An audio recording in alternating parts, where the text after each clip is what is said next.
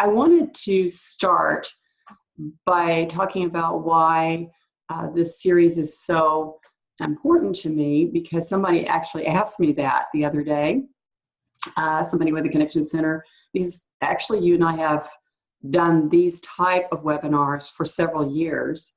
And I said, honestly, it goes back to when my son was very little, and the holidays and family traditions had some amount of heartbreak for me, because he just really didn't even know what was going on. And of course, I know many parents who have many stories to tell, so mine's not the only one. But I came to feel so badly for parents because of my own experience of not having the memories that people with typically developing children do, of whether it was Halloween and the excitement of going out together and people be talking to me about that, and we weren't having that experience. And so as I became an RDI consultant, and of course things changed so dramatically, I really wanted to show parents how they could build memories wherever they were at that time with their children, and that they didn't have to wait for that. And RDI shows us that path. And of course, if you're a new parent, you may just be starting out. And so right now, right this month, might not be the time that you kind of start building the memories that we're talking about, but the future is not far away. And so that's my passion behind this series. And I really like what we're doing today, because while we are going to talk about some things related to activities, we're also going to talk, Lisa, about the anxiety that comes with the holidays and how to manage that. So I really appreciate you being here, Lisa. Thank you so much. And that's very touching about, your recalling of those moments when it was just so stressful for you as a parent. And it touched my heart, because I all of a sudden just reflected on some of those moments too. And you're under so many watchful eyes. And I just felt like, I had to deal with that as well, what other people are thinking and watching, as, my children sometimes would come a little bit unglued or behave in just, less like non-typical ways. And so that was a struggle. But it's also a wonderful time, if parents have been around for a while, to gauge progress. And often those people don't see our kids on day-to-day basis. They do note the progress as well, which I also have that memory. After I'd started RDI, I had attended a family gathering, and somebody there had said, wow, your child is so much more engaged and aware, and I'm able to play with him. And I'd never been able to do that before. And that I still remember that very, very well. So You remember those beautiful changes, or as some friends of mine have said, the little things that are so big, the things yes. that people take for granted, that are huge. Actually, people with maybe typically developing children they just evolve, right? That are pretty stunning and wonderful to us. But I feel that, for parents who may be at a place where, and I've had families who dreaded the holidays, whatever their holidays may be, and we both know families all over the world, so those are different, but they dreaded them because they didn't, what you said, they didn't know what was going to happen. They had all kinds of issues around the holidays. Things just became more complicated. And then the pain of not being able to really share that experience the way they'd envisioned. And, it is normal for parents when they're becoming parents, and if we think back to when we were first going to have a baby, to have a vision. It's not necessarily a conscious thing. You just have a vision of how those things will be. And certainly ASD changes that for families.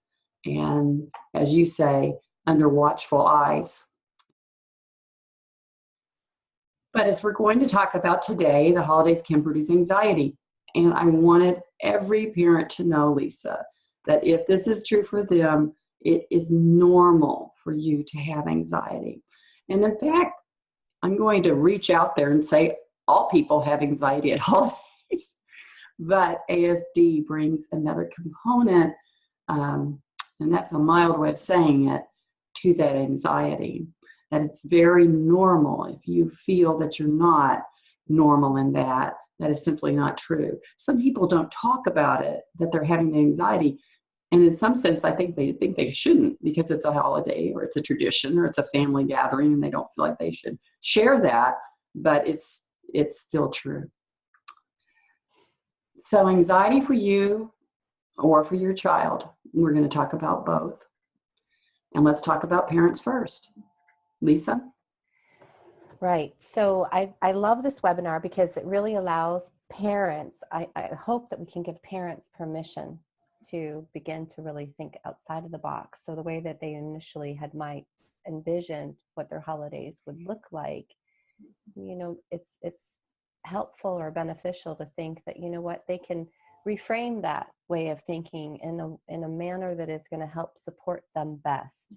And so often, gosh, even just reflecting back to my RDI experience as a whole, one of the biggest things that really changed for me was having permission to slow down and stop doing all the things that we were doing. And so this is true of the holiday time too. And it was actually really freeing and really empowering to be able to create that kind of change for myself and my family. And so knowing that the holidays can be stressful or anxiety provoking for your child will help you better, and for yourself will help you better prepare and think ahead and plan for this time. So one of the things that a lot of my families have been able to do is to be able to say no. They've just turned down a lot of invitations, and it's not, and they've done it willingly, in a sense that they know that it would just cause too much stress for them to say yes to everything. And so they've really embraced this time as a family and what's going to work for them. And they've been very selective with what they've chosen to do. And I applaud them for that. It doesn't mean that, that everybody has to say no. And I think that they just can choose to be selective about how they spend their holidays. Some of my families have, instead of spending the night, may just make the choice to just go, to the extended family members home for the day.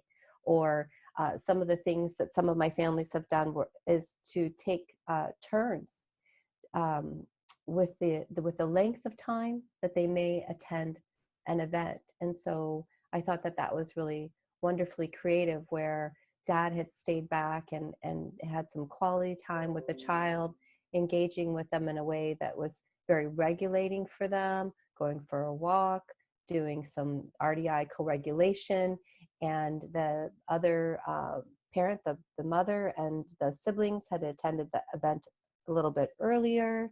And then when the father and son came, then they were all there together as a family for a few hours, and they carefully monitored their son and his level of regulation. And then mom left the event a little bit earlier with the son, while the father stayed longer with the other siblings. And so everybody got to attend. It was just that they recognized that it would have been too much and stressful for the whole family if they would have had the expectation that the child would have been able to maintain, the whole event. And so, again, just getting creative and having that permission to think a little bit outside the box. I know as a child, we always had to sit at the kids' table for Thanksgiving.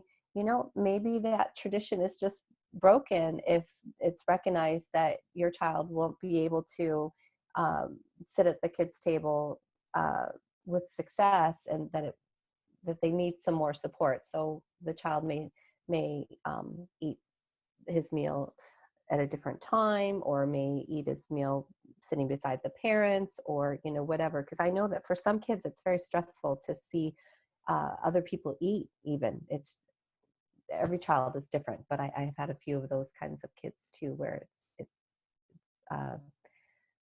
they don't tolerate that very well. So thinking about decorating in stages and including your child, I was mentioning earlier to you, Kat, that I've already seen Christmas trees in some homes in the windows and Christmas lights. So you know what? Just take it in stages and get started when you have the time, because it just will really reduce the stress in the end. Um, Thinking about for parents, thinking about the way that you're eating, I'm always constantly reminded that when I start to feel stressed myself, that I really need to reevaluate the types of foods that I'm eating, and healthy, balanced diet, drinking plenty of water, getting to bed on time, plenty of sleep. Those things really help me. Exercise is very helpful, having that downtime. Um, and so, and then as well, including your child in the festivities too is always helpful. Of course, we're not the only ones as parents who are impacted by anxiety.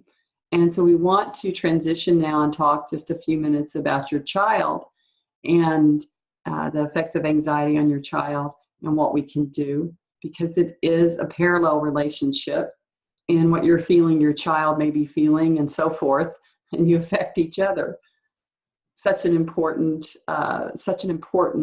thing to remember. And when we're in a relationship, it's always a parallel process.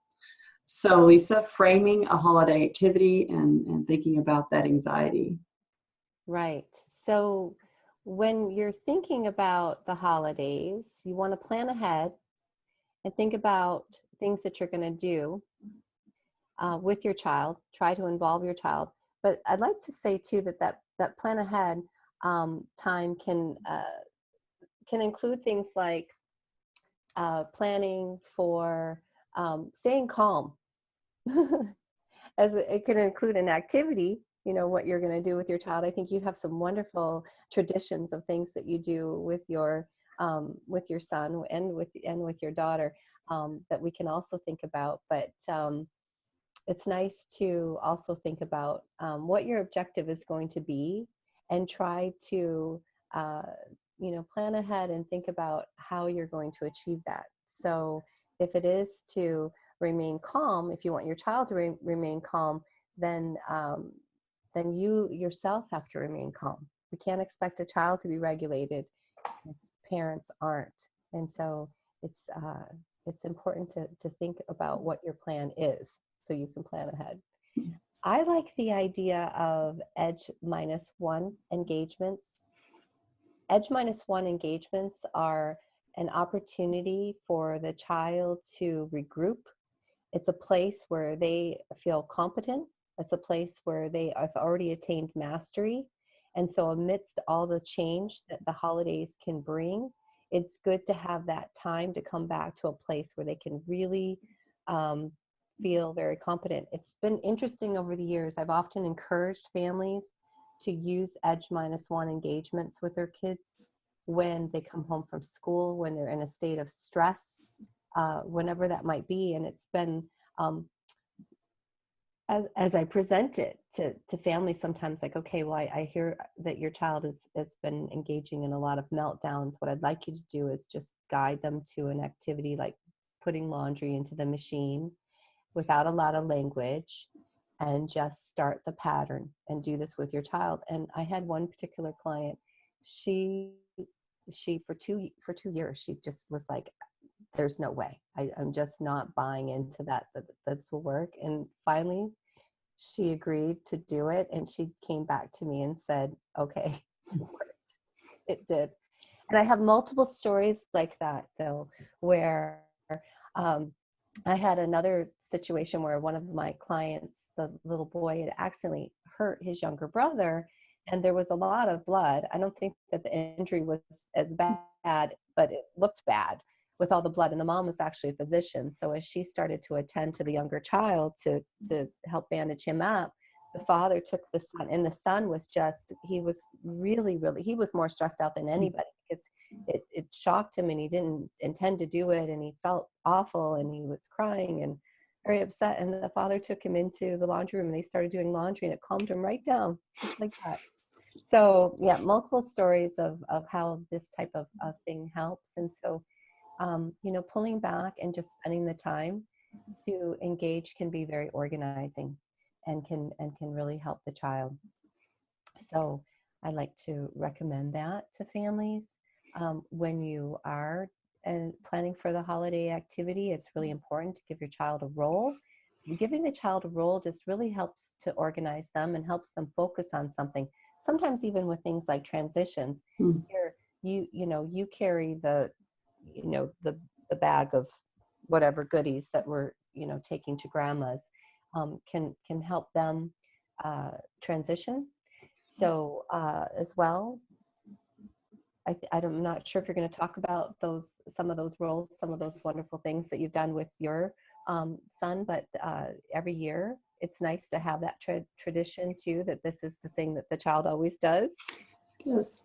Thinking about transferring, I've always put up my tree with my son, and in the last few years, he's now been the one to put the tree, get it all ready and put it all together, and then we decorate it. But I don't even have to put it up anymore. It's wonderful. And over the years, I've taught my son how to make spanakoppitas. I don't know if I'm saying that right, spanakoppitas. And it's a tricky thing with phyllo paper, and we would do it together.